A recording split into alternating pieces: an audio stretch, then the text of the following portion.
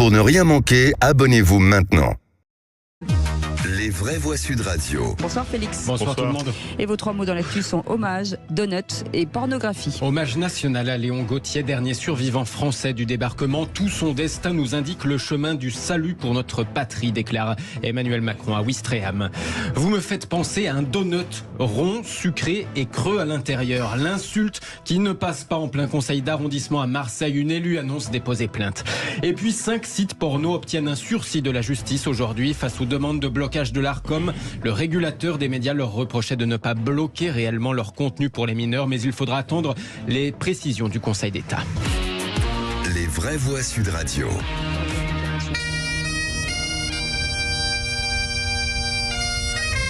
Un cercueil drapé d'un drapeau tricolore porté par des militaires en béret vert sur une plage normande. Cette même plage de Ouistreham sur laquelle Léon Gauthier débarquait il y a 79 ans, vêtu d'un béret similaire. La France rendait un hommage national aujourd'hui au dernier survivant français du débarquement, cérémonie présidée par Emmanuel Macron. Il y a 4 ans, ici même, il fut demandé à Léon Gauthier ce qui avait traversé son esprit au petit matin du 6 juin 1944. Quelques secondes avant de poser le pied sur la côte normande et d'affronter l'ennemi. Ce jour-là, disait Léon Gauthier, nous avions décidé que nous ne rembarquions pas. Ce nous désignait les 177 du commando Kiefer. Cette troupe d'élite de Français de toutes origines et de toutes conditions.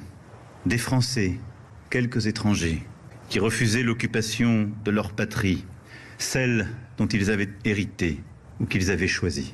Léon Gauthier avait rejoint De Gaulle à 17 ans en 1940. Tout son destin nous indique le chemin de salut pour notre patrie, a aussi lancé le chef de l'État dans une allusion aux violentes émeutes qui ont secoué la France il y a quelques jours.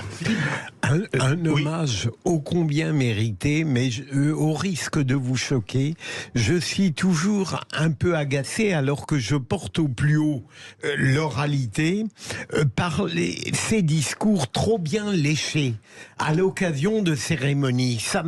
Comment dirais-je, je préférais plus de spontanéité, plus de liberté. Le président serait capable, à la limite, en ayant connaissance de cette formidable vie, d'improviser. Tout ça donne l'impression un tour un peu apprêté. Trop scénarisé peut-être. Moi, ce qui me choque plus, et là, je suis un peu d'accord, cette emphase un peu devient un peu, il y a presque un peu, parfois pas là, mais parfois il y a un peu de ridicule, tellement on est dans l'emphase et le lyrisme un peu de commande.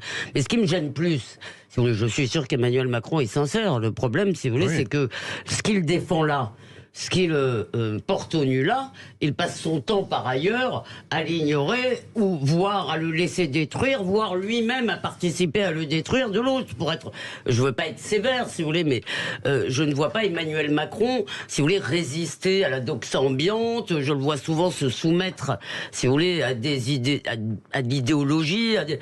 Et voilà, donc je suis pas sûr, si vous voulez, qu'il soit absolument raccord avec ce que lui-même dit. René Chiche. Je suis d'accord avec Elisabeth et Philippe. Elle l'a dit, Elisabeth. Absolument. Non, mais en plus, moi, je suis un peu lassé par ces commémoration macroniste. En plus là, j'ai l'impression qu'il veut se refaire un peu une santé. C'est après chaque événement un peu tendu, une commémoration arrive, et là, on a l'impression effectivement qu'il est dans son élément. Et comme vous avez dit, c'est toujours très théâtral. J'ai un peu regardé le discours aussi, c'était pas très réussi. La façon donc moi, je suis un peu lassé de ces commémorations de Macron. On peut quand même rendre hommage à ce monsieur au passage, parce que c'est quand même extraordinaire. Je vais faire une remarque courte. J'étais sur les places du débarquement il y a 3 semaines et j'ai appris une chose, c'est que le jour du débarquement, De Gaulle a refusé de saluer les commandos Kiefer parce qu'ils étaient sous uniforme britannique. Et certains commandos Kiefer avaient été humiliés du fait que De Gaulle ne vienne pas les saluer. Vrai, je ne le savais pas il y a encore 3 semaines et ça m'avait, je dois le dire, beaucoup choqué. Il avait quand même un fichu caractère de cochon. Oui, parce que c'est la seule troupe de l'armée française, les commandos marines, qui portent le béret à la britannique, penché de droite à gauche et pas de gauche à droite. On passe au deuxième mot. Une élue marseillaise annonce porter plainte après s'être fait traiter de donut Oh, c'est drôle, en plein conseil d'arrondissement, mais c'est très drôle, vous allez voir. Oui, on dirait un sketch, vous allez l'entendre. Douja Boukrine avait été élue sur la même liste que le premier adjoint d'hiver droite des 13e et 14e arrondissements de Marseille lors des dernières élections municipales. Sauf qu'elle vient de changer de camp il y a quelques semaines, de rejoindre le printemps marseillais. Et depuis ça, eh bien, l'ambiance est devenue visiblement très tendue entre eux deux. Douja Boukrine a même fini par se lever en prenant son sac pour quitter la salle du conseil, indignée par les colibés du premier adjoint. Ambiance. Madame Boukrine, vous me faites penser à un donut. Marquez-le bien. Rond, sucré et creux dedans.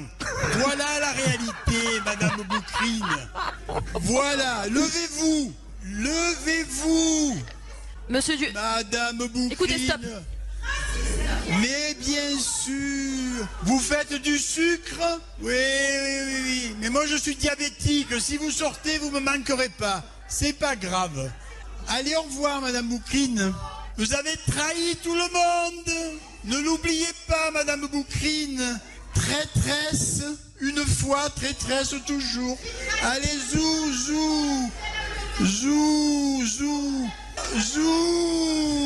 Allez, au revoir, Madame Boukrine. Joyeuse Pâques et bonne Aïd. Et saluez votre collègue, celui qui est assez lâche pour pas venir au conseil. Oh, c'est sûr qu'il travaille beaucoup. Oh là là. Voilà, ambiance, je vous le disais, ça c'était le 28 juin.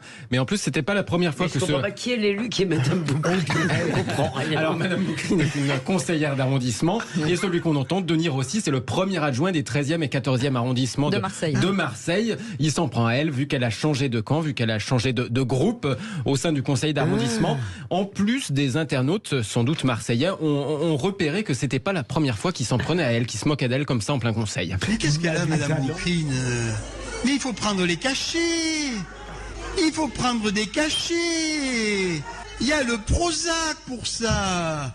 Enfin, restez calme. Vous allez vous faire un mal, pas au cerveau, ça, il n'y a pas de risque. Mais c'est possible que ça fasse du bruit comme ça. Oh. Voilà, Douja Boukrine en tout cas annonce porter plainte pour ce qu'elle qualifie de propos sexistes sur le donut. C'est vrai qu'on dirait un sketch. On dirait un film de Pagnol. C'est ce que je pensais. Mais en même temps, il a du talent, le gars. Mais je comprends qu'elle le prenne mal. Ah oui. Alors moi je comprends qu'elle le prenne mal, surtout que ça dure un peu longtemps. Oui. Parce que là franchement au début on a l'impression et ça donne finalement, au début c'est marrant, et à la fin ça donne l'impression d'un type en fait qui appuie, je veux dire, qui en fait, où le rapport de force est plutôt pour lui, si je comprends bien, si j'entends bien la scène. Surtout qu'il a un micro et elle pas. Voilà. Vas-y alors, pardon. Non, c'est vrai. D'abord il a le micro, il en profite, elle on entend à peine de loin. Puis en plus je trouve qu'il est quand même à un moment donné un petit peu quand même très méprisant. Ouais, méprisant quand même. Des choses comme ça, c'est un petit peu quand même méprisant. Vous n'avez pas de cerveau, etc. Mais en même temps, il s'amuse bien au conseil municipal de Marseille quand même. C'est vrai qu'on dirait un sketch. On dirait un sketch. Allez, le troisième mot, c'est pornographie. La justice reporte sa décision quant à la demande de blocage des 5 sites. Les amateurs de Pornhub, Xvideo, Tukif, XNXX et Xhamster peuvent pousser un grand ouf de soulagement. Les sites restent en ligne pour le moment. En tout cas, le tribunal judiciaire de Paris reporte sa décision concernant la demande de blocage formulée en 2021 par l'Arcom, le régulateur des médias, l'ancien CSA. Il leur reproche de ne pas réellement bloquer l'accès à leur contenu pour les mineurs. Le tribunal décide en fait d'attendre l'examen par le Conseil d'État de plusieurs recours contre le décret qui impose une vérification de l'âge des visiteurs. Sur le fond, le Conseil d'État va vérifier si le principe de sécurité juridique des entreprises est respecté et si les systèmes envisagés par le régulateur sont bien conformes à la réglementation sur les données personnelles. La justice a retardé son jaillissement. Bravo Philippe Bilger, bravo Philippe. Je ne citerai pas les noms, mais ils sont imprononçables. Elisabeth Lévy était surprise par Xhamster, je le rappelle, c'est un site cochon d'Inde. Ce que je comprends pas, c'est que 5 sites simplement. 5 sites qui vérifient pas l'âge des visiteurs. Il y a tellement d'autres sites qui... Oui, mais peut-être que les autres sites vérifiaient mieux. C'est-à-dire qu'ils considèrent que ceux-là n'avaient pas de vraies mesures pour vérifier l'âge. Je ne sais pas comment on peut faire, mais je pense que c'est quand même très important de distinguer. Je ne sais pas si c'est possible de restreindre l'accès aux mineurs, mais moi, je pense qu'un régime qui commencerait, si vous voulez, à se mêler de ce qu'est la pornographie pour les adultes, là, ça deviendrait très inquiétant. Non, mais j'imagine qu'ils ne doivent pas avoir la même mention de avez-vous 17 ou 18 ans, c'est ça. Mais il y a des pulsions d'interdit de tout le porno. Il faudrait qu'il y ait une loi pour Philippe David. C'est ça. Allez.